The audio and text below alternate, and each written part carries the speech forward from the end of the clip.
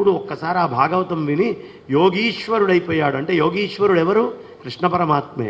ఈ ఇద్దరికి అభేదం ఇది దశమ స్కంధంలో మనకి తెలుస్తుంది. ఇప్పుడంతా శుకులవారు చెప్తున్నారని ఉంటుంది. కానీ దశమ స్కంధము శుకుడి యందు సాక్షాత్తు కృష్ణ పరమాత్మే ప్రవేశించి కృష్ణుడే చెప్పాడు కానీ శుకుడు కాదు. ఎందుకంటే ఇరువురికి అభేదము. ఈ రూపంతో ఉన్నవాడు ఆ రూపము తెచ్చుకొని మరీ చెప్పేశాడు. రూపము కాదు, ఆ స్థితిని తెచ్చుకొని. అందుకనే వైయాసఖి అనేటటువంటి ప్రయోగం దశమస్కంధంలో చేస్తారు. కాబట్టి ఇక భాగవతము యొక్క శ్రవణము ఎలా ఆరంభమైంది, దాని ఉత్పత్తి ఏమిటి అంటే సూత మహర్షి శౌనకాదులకి పరీక్షిన్ మహారాజ్ చేత భాగవత శ్రవణం జరిగిన విధానాన్ని, ముందు జరిగిన చరిత్రని చెప్పాడు.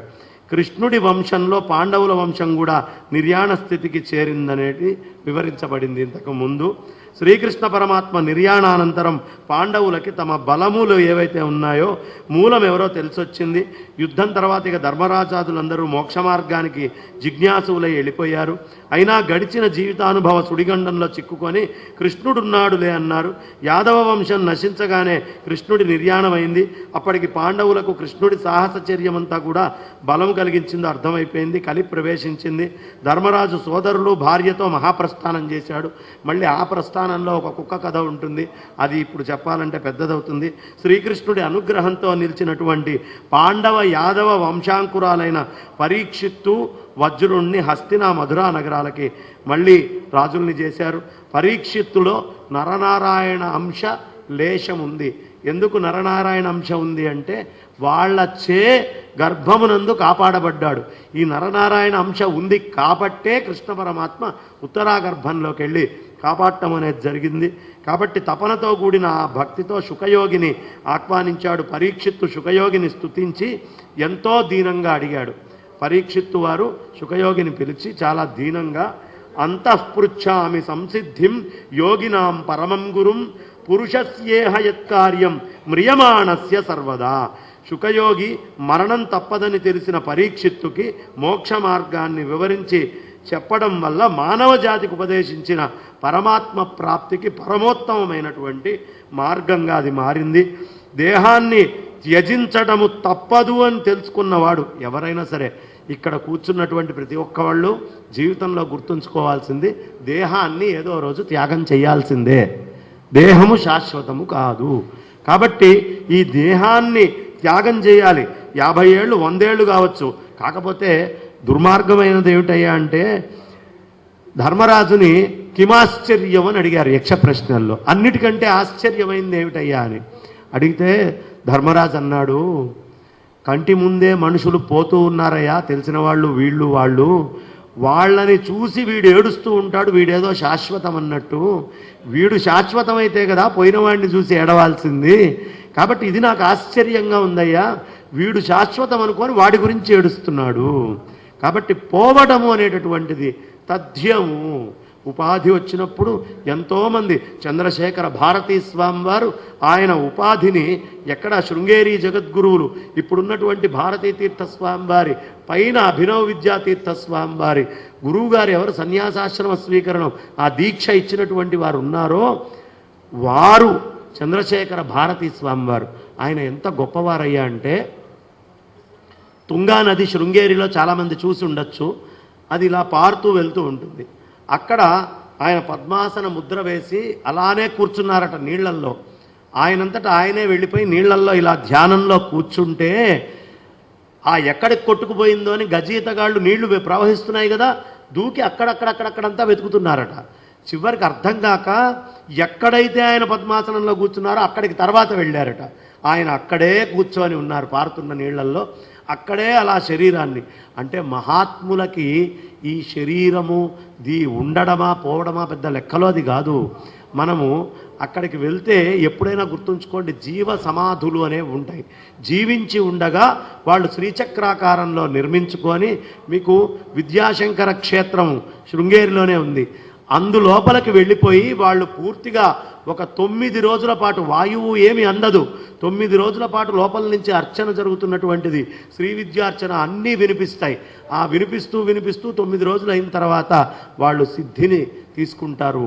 కాబట్టి శరీరం మీద మనలాంటి వాళ్ళకి అభిమానం ఉంటుంది, కానీ పండితులైనటువంటి వాళ్ళు విరమంతి పండితాహ, వాళ్ళకి ఇది ఉంటుందా పోతుందా, ఈ శరీరం ఏమిటి, శరీరం చాలా చిన్న స్థాయిది, ఇది చచ్చిపోతుందనో ఉంటుందనో భయము భీతి అక్కర్లా, దాని గడియ వస్తే అది పోతుంది, మళ్ళీ ఇంకొక శరీరాన్ని తీసుకోవాల్సిన పరిస్థితి ఉంటుంది అజ్ఞానంతో పోతే. జ్ఞానంతో పోతే మళ్ళీ శరీరము అనేటటువంటిది ధరించక్కర్లేదయ్యా. ఈ జ్ఞానం ఎప్పుడు వస్తుందయ్యా? భక్తి వైరాగ్యము జ్ఞానాన్ని పక్కన పెట్టుకుంటూ వెళ్ళినటువంటి వాడి జ్ఞానము రూఢిగా నిలుస్తుంది, ఆ స్వస్వరూపానుసంధానం నిలుస్తుంది. కాబట్టి అందరము గుర్తుంచుకోవాల్సినటువంటి అంశం ఏమిటి అంటే శరీరం అశాశ్వతం అని చెప్పి చక్కగా ఆయనకి తెలియపరిచారు. ఎలా అయినా సరే నీకు 7 రోజుల సమయం ఉంది కాబట్టి ఆ సమయంలో భగవంతుడి యందు మనస్సు ధారణ చేసి సర్వోత్కృష్టమైనటువంటి విష్ణు పదాన్ని చేరాలి అంటే పరీక్షిత్తు ధారణ అంటే ఏమిటో చెప్పండి అని అడిగాడు. ధారణ అనే పదం మీరు వాడారు కదా, ధారణ అంటే ఏమిటి? ఇవన్నీ కూడా యోగమునందు భాగాలు. యమ నియమ ఆసన ప్రాణాయామ ప్రత్యాహార ధారణ ధ్యాన సమాధి, ఇవన్నీ కూడా అష్టాంగాలు. మనం పొద్దున్నే చక్కగా గురువందనం చేసుకున్నాం. గురువందనం చేసుకునేటప్పుడు మనం చెప్పుకున్నటువంటి వాటిల్లో యమ నియమాసన ప్రాణాయామ ప్రత్యాహార ధారణ ధ్యాన సమాధ్యష్టాంగ యోగానుష్ఠాన నిష్ఠ అని జగద్గురువుల్ని మనం చెప్పుకుంటాం. వాళ్ళు ఎప్పుడూ ఆ స్థితిలో ఉంటారు. కాబట్టి అలాంటి ధారణ అంటే ఏమిటి అన్నారు అని అడిగితే, వారం రోజుల వ్యవధి ఉన్నది కాబట్టి భగవత్ తత్వాన్ని పూర్తిగా తెలుసుకోవచ్చునని చెప్పి పరీక్షిన్ మహారాజు తనలోని భ్రమలన్నిటినీ తొలగించి శ్రీహరి యొక్క సృష్టి స్థితి లయ కార్యాలని నిర్వహము గూర్చి తెలుపవలసిందిగా ప్రార్థించాడు. మొట్టమొదట సృష్టి స్థితి లయాల గురించి చెప్పమన్నాడు. మనందరి సమస్య కూడా ఏంటో తెలుసా అండి? సృష్టి స్థితి లయాలే. మనల్ని మాయనో నెడుతోంది సృష్టి స్థితి లయాలే. కాబట్టి సృష్టి స్థితి లయాలు అనేవి తెలియాలి. మనం ఏం చేస్తున్నాం? కళ్ళతోటి కొన్ని చూస్తున్నాం, ఓ సృష్టి చేస్తున్నాం. లోపల చెవులతోటి కొన్ని వింటున్నాం, ఓ సృష్టి చేస్తున్నాం. ముక్కుతోటి వాసన పీలుస్తున్నాం, ఓ సృష్టి చేస్తున్నాం. నాలుకలతోటి రుచిని తీసుకుంటున్నాం, నాలుకతోటి ఓ సృష్టి చేస్తున్నాం. చర్మముతోటి స్పర్శని తీసుకుంటున్నాం, ఒక సృష్టి చేస్తూ వెళ్తున్నాం. ఈ సృష్టిని చేయటమే కాకుండా సృష్టి ఏదైతే జరిగిందో ఆ సుఖం కావాలి అని ఒకవేళ ఆ సుఖం అప్పటికప్పుడు లేకపోతే కళ్ళల్లోతోటి ఊహించుకొని మనస్సులో చేసుకున్నటువంటి సృష్టిని స్థితి చేసుకుంటున్నాం. స్థితి చేసుకొని అంతకంటే మంచిది అందమైంది ఇంకోటి కనిపించినప్పుడు సంహారం చేస్తున్నాం. సృష్టి స్థితి లయలు అనేటటువంటివి మనలో జరుగుతున్నాయి. జాగ్రత్తలో సృష్టి మనకు మొత్తం చేసుకుంటున్నాం. స్వప్నములో ఆ సృష్టి మొత్తాన్ని అనుభవిస్తున్నాం. ఈ ఇంద్రియాలు ఏమీ లేవు. కళ్ళు ఉన్నాయా? మూసున్నాయి. ముక్కు తెలియదు, వాసన తెలియదు, నాలుక రుచి తెలియదు, చెవులకి శబ్దం తెలియదు, చర్మానికి స్పర్శ తెలియదు. అయినా మనం గాఢ నిద్ర స్వప్నావస్థలోకి వెళ్ళినప్పుడు ఈ ఇంద్రియాలన్నీ పడుకున్నా మనస్సు మౌనంగా లేదు, అది మెలకువతోటి ఉంది. అదే దక్షిణామూర్తి స్తోత్రంలో చెప్పేది. ఆ మనస్సు మౌనంగా ఉంది కదా, మౌనంగా ఉన్నటువంటి ఆ మనస్సు ఏం చేసిందయ్యా అంటే సృష్టి చేసుకుంది. ఇన్ని పని చేయకపోయినా లోపల లోకాన్ని సృష్టి చేసుకుంది. కాబట్టి ఇక్కడ మనం తెలుసుకోవాల్సినటువంటి ప్రధానమైనటువంటి అంశం ఏమిటి అంటే సృష్టి చేసుకున్నాం, ఆ సృష్టిని తపస్సులాగా కలలో స్థితి చేస్తున్నాం, దాన్ని సుషుప్తి అవస్థ గాఢ నిద్ర వచ్చినప్పుడు లయం చేస్తున్నాం, మళ్ళీ మెలుకొని లేచి చూస్తున్నాం. కాబట్టి మీకు జాగ్రత్త స్థితిలో నేను నాది ఈ రెండు ఉన్నాయా? మెలకువతోటి ఉన్నారు, ఇప్పుడు చూస్తున్నారు. నేను నా వస్త్రము, నేను నా గొలుసు, నేను నా చొక్కా ఉన్నాయి కదా, నేను నా కళ్ళజోడు వస్తున్నాయా? నేను నాది రెండు ఉన్నాయి. స్వప్నావస్థలోకి వెళ్ళాం.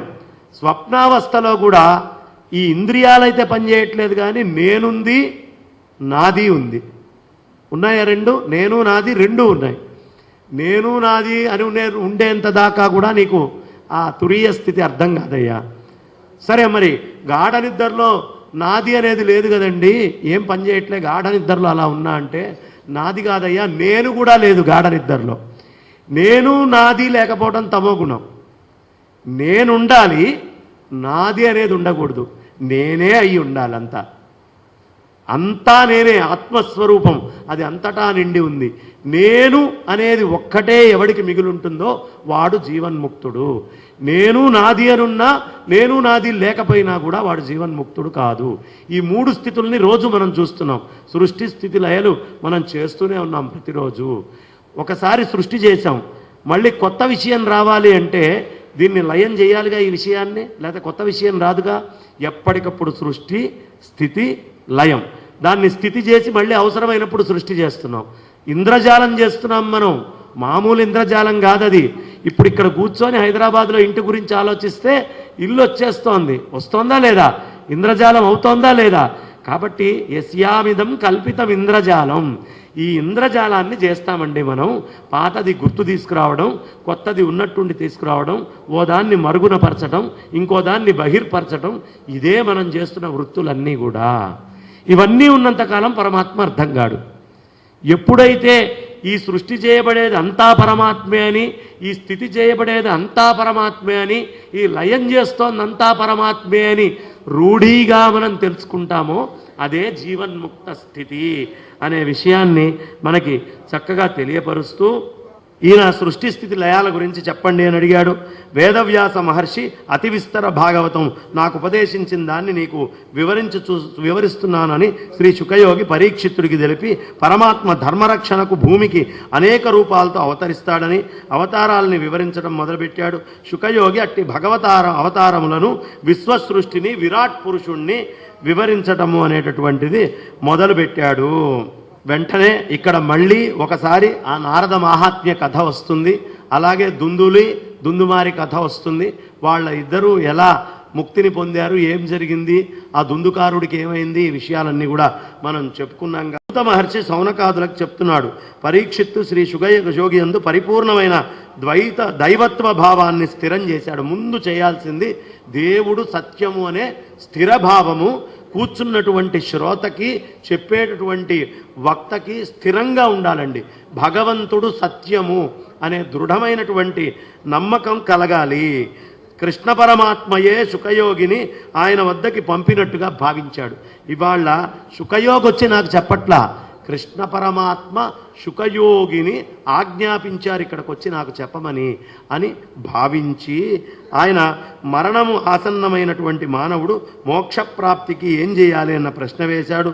సందర్భానుసారంగా పరీక్షిత్తు శుకయోగిని అడిగినట్లుగా ఇది కనిపిస్తున్నా ఈ ప్రశ్న మనందరిది కూడా. మరణమాసన్నమైనటువంటి వాడు ఏం చేయాలి? ఈ ప్రశ్న ఎవరికి అవసరం లేదండి, ఈ ప్రశ్న అందరికీ అవసరమే కదా. కాబట్టి ఏం చెయ్యాలి అని అడిగాడు. కాబట్టి మనందరికీ ప్రతినిధిగా పరీక్షిత్తు శుకయోగిని అడిగినట్లుగా ఉంది.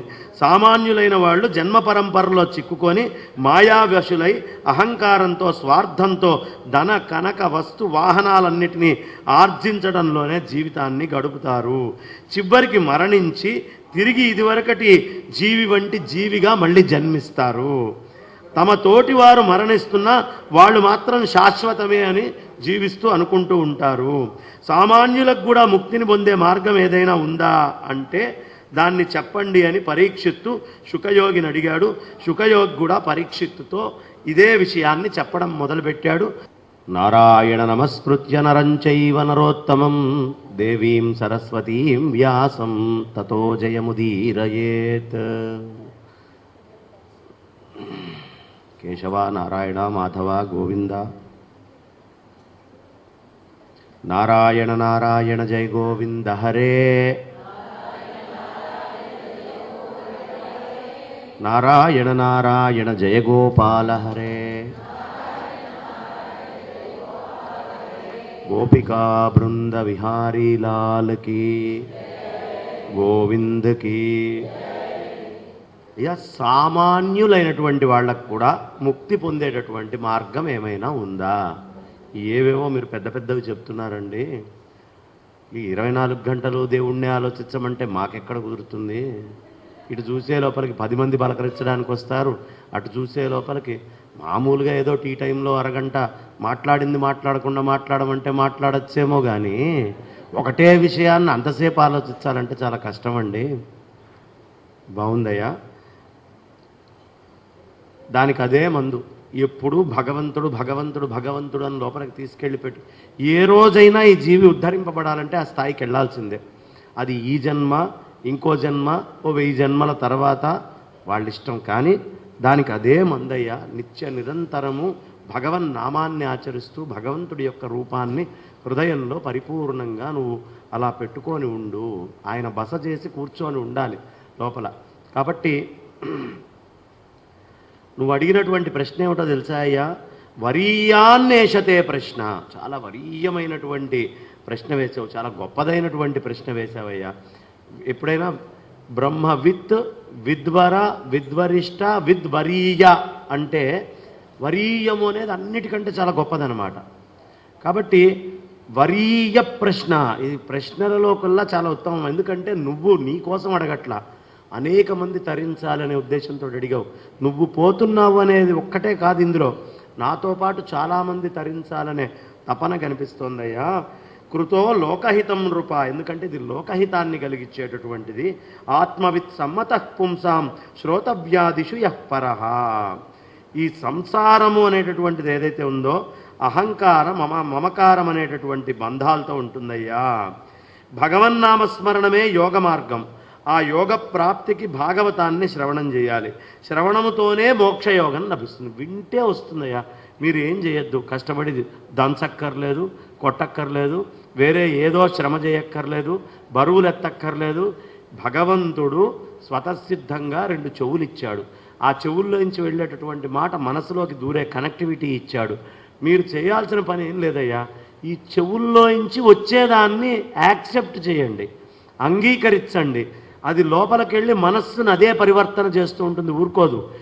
ఇప్పుడు విత్తనం భూమిలో పడ్డదనుకోండి, మీకేమున్నా లేకపోయినా సరైనటువంటి సారభూతమైనటువంటి మాటలతో వర్షంతో కూడినటువంటి విత్తనం అదే లేచి బయటకు వస్తుంది. విత్తనం లోపలికి పోనివ్వండి. ఆ విత్తనం లోపలికి పోవాలంటే ఏం చేయాలి? నచ్చినా నచ్చకపోయినా, కష్టమైనా ఇబ్బంది అయినా ఏదైనా ఆ మాటలు జరిగే ప్రదేశంలో ఉండాలి. ఉంటేనే కదా. ఇప్పుడు ఇదే సమయంలో కోట్ల మంది మనకి సీరియల్ ముందు ఉన్నారా లేరా? వాళ్ళందరూ ఇప్పుడు ఆలోచిస్తున్నారా ఏం జరుగుతుందో? పేర్లు కూడా చెప్తారు మీరు ఈ టైంకి ఏమొస్తుందంటే. కాబట్టి ఎవరి ప్రపంచంలో వాళ్ళు ఉన్నారు. ఏ ప్రపంచంలో ఉండాలయ్యా? ఏది పరమాత్మకి సన్నిహితమో, ఏది పరమాత్మ యందు మనల్ని సుప్రతిష్ఠితం చేస్తుందో అలాంటి ప్రదేశాలలో సాధ్యమైనంత మటుకు సంచరించు, మంచిని వెతుక్కో, మంచి దారికి ప్రయాణం చెయ్యి అనే విషయాన్ని మనకి ఇక్కడ ఆయన చెప్తూ ఉన్నారు. తద్వారా బ్రహ్మజ్ఞానం పొందుతారు. బ్రహ్మజ్ఞానం అనేది మీకు వస్తుందయ్యా. అయితే ఇట్లా మరణం నిశ్చయమైన తర్వాత తక్కువ సమయంలో ఎవరైనా పూర్వం ముక్తిని పొందిన వాళ్ళు ఉన్నారా అయ్యా అంటే, ఉన్నాడు నాయన. ఖట్వాంగుడు అనేటటువంటి ఒక మహారాజు ఉన్నాడు. ఆ ఖట్వాంగ మహారాజుని దేవతలు రాక్షసులతోటి యుద్ధం అయ్యేటప్పుడు వాడుకొని తీసుకెళ్లారు. తీసుకెళ్తే మొత్తం యుద్ధమైంది. మీకేం వరం కావాలో కోరుకో అన్నారు దేవతలు. ఏమీ లేదయ్యా, నేను ఇంకా ఎంత సమయం ఉంది నాకు బతకడానికి అని అడిగాడు. విఘ్నుడు కాబట్టి ఎంతసేపు అని అడిగాడు. ఒక ముహూర్త కాలం ఉందయ్యా అని చెప్పారు.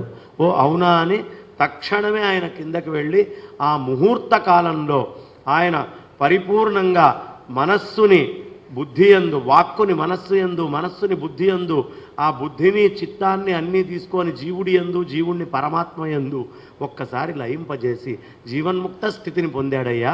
ముహూర్త కాలంలో పొందాడు. నీకేమైందయ్యా? 7 రోజుల కాలం ఉంది నీకు, నువ్వు ఇంకా ఎక్కువ కాలం బతికేవాడివి అని స్పష్టంగా అక్కడ తెలియపరుస్తూ ఉన్నారు. అదృష్టవంతుడు ఏంటంటే పరీక్షిత్తుకి ఖాయంగా 7 రోజులైతే బతికుంటా అని తెలుసు. కానీ మనకెవడు ఎన్ని రోజులు బతుకుంటామో ఉత్తర క్షణం ఏమిటో ఎవడికి తెలియదు. అక్కడ పరీక్షిత్తుకు అదృష్టం. కరెక్ట్గా నీకు ఒక వారం గ్యాప్ ఉంది. ఆ వారము అంటే కొంతమంది 12 రోజులు లెక్క అని చెప్పారు. అక్కడ 7 రోజులు కాదు 12 రోజులు. శాపం ఇచ్చిన తర్వాత ఈ వృత్తాంతం 7 రోజులు 5 రోజులు. కానీ 7 రోజుల్లోనే పోతాడని ఉంది. మరి 7 రోజుల్లో కాటేస్తుంది అంటే అప్పటికప్పుడు ఇంత వ్యవస్థ ఎట్లా చేశాడయ్యా అంటే కృష్ణ పరమాత్మ యొక్క అనుగ్రహంతో మాత్రమే అప్పటికప్పుడు వాళ్ళందరూ వచ్చి కూర్చొని మొదలుపెట్టేయటం ఆరంభమైంది. భగవద్గీతని అంత యుద్ధం మధ్యలో ఏమాపి చేశాడో అదే మాయ చేశాడయ్యా భాగవతం పుట్టడం కోసం కూడా కృష్ణ పరమాత్మ అని జ్ఞానులైనటువంటి వాళ్ళు, భక్తులైనటువంటి వాళ్ళు ఇది పరమాత్మ యొక్క మహాత్మ్యం అని స్పష్టంగా మనకి చెప్తూ ఉంటారు. కాబట్టి ఇప్పుడు నువ్వు ఉన్నటువంటి పరిస్థితుల్లో ఇంద్రియ నిగ్రహం చేసుకొని మనస్సుని నిగ్రహించి ఏకాంత ప్రదేశంలో ఆసనం ఉంచి ఓంకార జపంతో ప్రాణాయామం చేసి మనోవృత్తులపై భగవంతుడిని నిలిపి క్రమంగా నిశ్చల ధ్యానము చేసి ధారణ ద్వారా భగవత్ పదాన్ని పొందాలి. దాన్ని ధారణ చేస్తూ పొందాలి. శుకుడు పరీక్షిత్తుకు తెలపగా పరీక్షిత్తు శుకునితో ధారణ అంటే ఏంటి అంటే ప్రాణాయామం చేస్తూ మనము వాయువుని నియంత్రించి సమస్తమైనటువంటి బాహ్య విషయాలన్నిటి మీద ఆసక్తి తీసి భగవంతుడి మీద బుద్ధి నిలపటమే ధారణ. ఈ మనస్సు అనేది దీపంలాగా రెపరెపా కొట్టుకుంటూ ఉంటుంది. అది గాలి బాగా ఆగకుండా మనం పీల్చుకోవడంతో కొట్టుకుంటూ ఉంది. చేయాల్సినటువంటి పని ఏమిటయ్యా? ఫ్యాన్ గాలికి ఎక్కువ తిరుగుతూ ఉంటే అయితే దాని యొక్క ఇంటెన్సిటీ తగ్గించాలి ఆ ఫ్యాన్ గాలిది, లేదా దీపానికి ఏదైనా రక్ష పెట్టాలి. రెండే. ఈ మనస్సు అనేటటువంటి దానికి ప్రాణాయామము అనేటటువంటిదే ఇంటెన్సిటీని తగ్గించేది. మనస్సు అనేటటువంటి దానికి ఇంటెన్సిటీ ప్రాణాయామం. ఈ ప్రాణాయామం వల్ల ఆ మనస్సు నియంత్రించబడుతుంది అని చెప్పారు. ఎలా? మనం చేస్తున్న పని ఏంటండి ఈ సంసారంలో? దొంగలాగా ఈ కళ్ళు, ఈ చెవులు, ఈ ముక్కు, ఈ నాలిక, ఈ ముష్ అనేటటువంటి మూషికము, ముష్కరులు అంటే దొంగలు. మూషికం ఏం చేస్తుందో బయటికి వెళ్ళి సామాన్లన్నీ తెచ్చుకొని లోపల బొరియలో పెట్టుకొని అనుభవిస్తూ ఉంటుంది. ఈ జీవుడు అనేటటువంటి దొంగ వీడు కళ్ళతో, చెవులతో, ఇంద్రియాలతో బయట విషయాలన్నింటినీ తీసుకొచ్చుకొని దొంగతనం చేసి లోపల పెట్టుకొని అనుభవిస్తూ ఉన్నాడు. ఇప్పుడు ఈ అనుభవిస్తున్నటువంటి ఈ జీవుడి మీద గణపతి కూర్చోవాలి. ఈ గణపతి అనేటటువంటి వాడు కూర్చోవాలి అంటే ఏం చెయ్యాలి అంటే మనస్సు అనేటటువంటిది నియంత్రణగా. మనస్సు అంటే ఏంటి? సంకల్ప వికల్పాత్మకమైనటువంటిది మనస్సు. అనేక సంకల్పాలు వికల్పాలు కలుగుతూ ఉంటాయి మనస్సుకి. చాలా కట్టల్ని తీసుకొని వెళ్ళి వెలిగించారనుకోండి, దాని మీద నీళ్ళని పెట్టారు, మంచి నీళ్ళని తీసుకొని వెళ్ళి పైన పెట్టారు. పెడితే ఆ నీళ్లు ఉడికిపోతాయా? నీళ్ల యొక్క స్వస్థితి ఏమిటి? నీళ్ల స్వస్థితి ఏమిటి? అది ఎంత వేడిలో ఉండాలో ఎప్పుడు రూమ్ టెంపరేచర్ అని మనం చెప్పుకుంటూ ఉంటాం, అక్కడికే ఉంటుంది. మంచుగడ్డ స్పర్శ అయితే చల్లగా అవుతోంది, బాగా పెడితే మంటలేస్తోంది. రాగము రాగానే ఫ్రీజ్ అవుతోంది, ద్వేషం రాగానే బాయిల్ అవుతోంది. సో ఇప్పుడు మనం చేస్తున్నటువంటి పని ఏమిటి? ఈ మంట అనేటటువంటిది పెడితే నీళ్లు స్వస్థితిని కోల్పోయి ఆవిరి ఎలా అయిపోతుందో, విషయాలు అనేటటువంటి కర్రల్ని తీసుకొచ్చి మంట వెలిగించి రోజు కర్రల్ని తీసుకొచ్చి కొత్త కొత్త కర్రలన్నిటినీ తీసుకొచ్చుకొని లోపల నువ్వు మంట పెడుతున్నావు కదయ్యా. ఈ మనస్సు అతలాకుతలమై జీవుణ్ణి ప్రశాంతంగా ఉండనిస్తుందా? ఈ జీవుణ్ణి అది నానా రకాలైనటువంటి తిప్పలు పెడుతుంది. పెట్టడానికి నీ మనస్సు లోపల నువ్వు ఈ విషయాలనేటటువంటి కర్రల్ని తీసుకొచ్చి వెలిగిస్తున్నావు ఏ రోజుకి ఆ రోజు. కాబట్టి ఈ విషయాలనేటటువంటి కర్రల్ని కనుక మీరు తీసి పక్కన పడేస్తే నీళ్లు ఎంత ఉడుకుతున్నా ఓ 10 నిమిషాలు బయటికి వెళ్ళొస్తే మళ్ళీ హీటర్ ఆన్ చేయి, అంతే కదా, వాటి స్వస్థితిగా వెళ్ళిపోతాయి. అలాగే ఒక్కసారి ఈ విషయాలనేటటువంటి మంటని తగ్గిస్తే ఈ ఇంద్రియాలు కూడా వాటి స్వస్థితిగా వెళ్ళిపోతాయి. స్వస్థితికి వెళ్ళాలి అంటే విషయాలని పెంచుకోకు, విషయ లంపటాలు సామాగ్రి పెంచుకోకు, దహిస్తాయి.